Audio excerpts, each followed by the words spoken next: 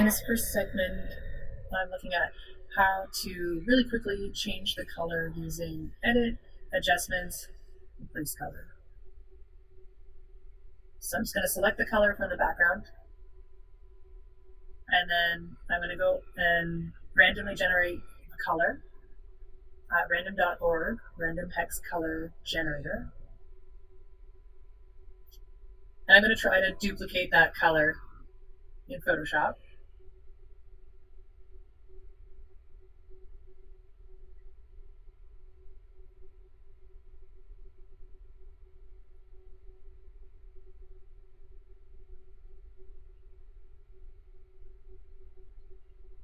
And here I'm changing the fuzziness to see how I can select the background with as little of the foreground as possible.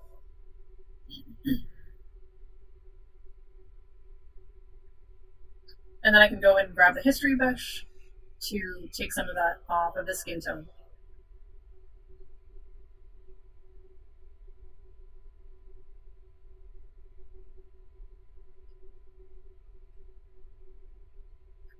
So then I'm going to go in and do the same thing with the background.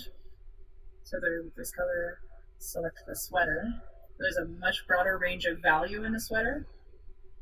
And I'm going to try to find the opposite color of that lime green, which is a nice cherry red.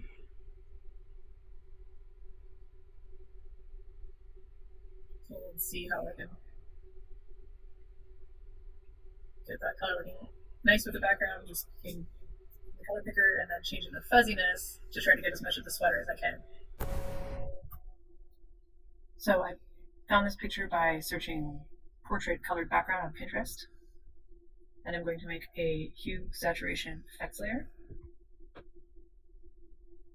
And on this mask, I'm going to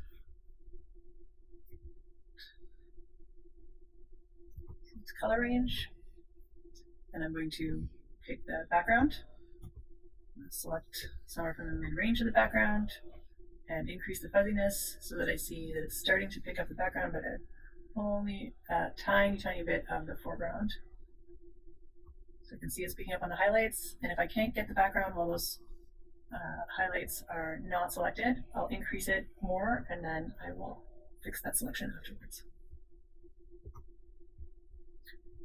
Okay, so my hue saturation sliders are here. Now I can change that background without impacting the rest of the picture very much. As you can see, it's changing the highlights on her face a little bit, and in some color ranges that are similar to what the original color was, it doesn't matter.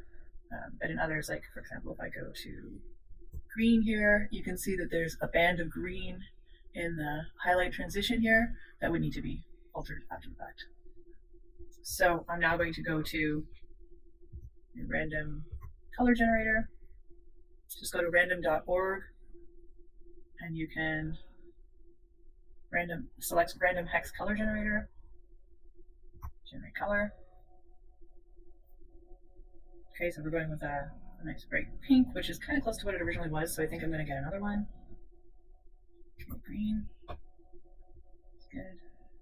So we want to try to get that kind of lime green. So I'm already finding it's actually kind of pretty close to the opposite of what it originally was, because I'm pretty close to the pinks here. Now I'll bring up the saturation, see how close I am. It's more of an avocado green. A little less saturated. That's pretty close. Okay, so then I'm going to do an effects layer to change the color of the sweater.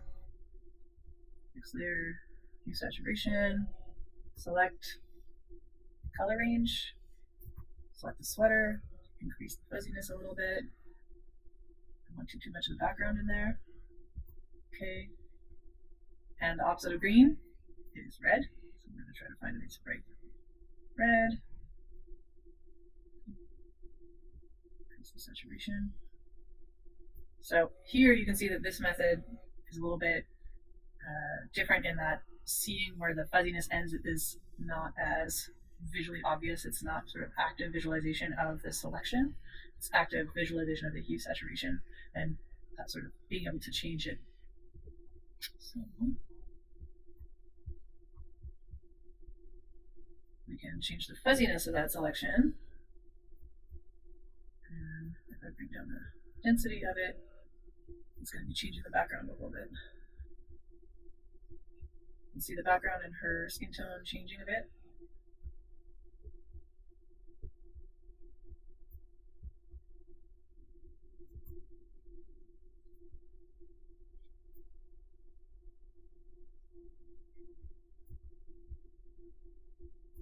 There's a few ways that we can kind of alter it after the fact. Cut that background. So the other thing we can do here is manually change it. So I'll just grab my quick selection tool, grab the sweater,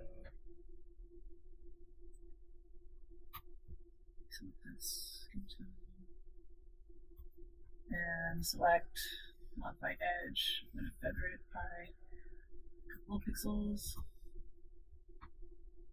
and just bring up the levels. And what I'll do is I'll just decrease the grayscale.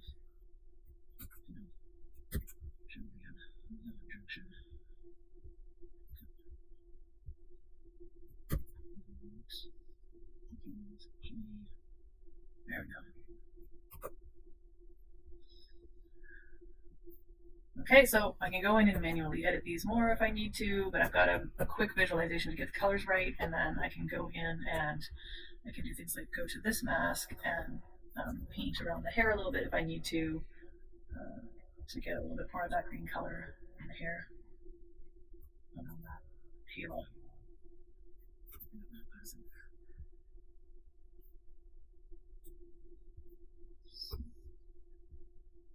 Here's your non-destructive path to color change.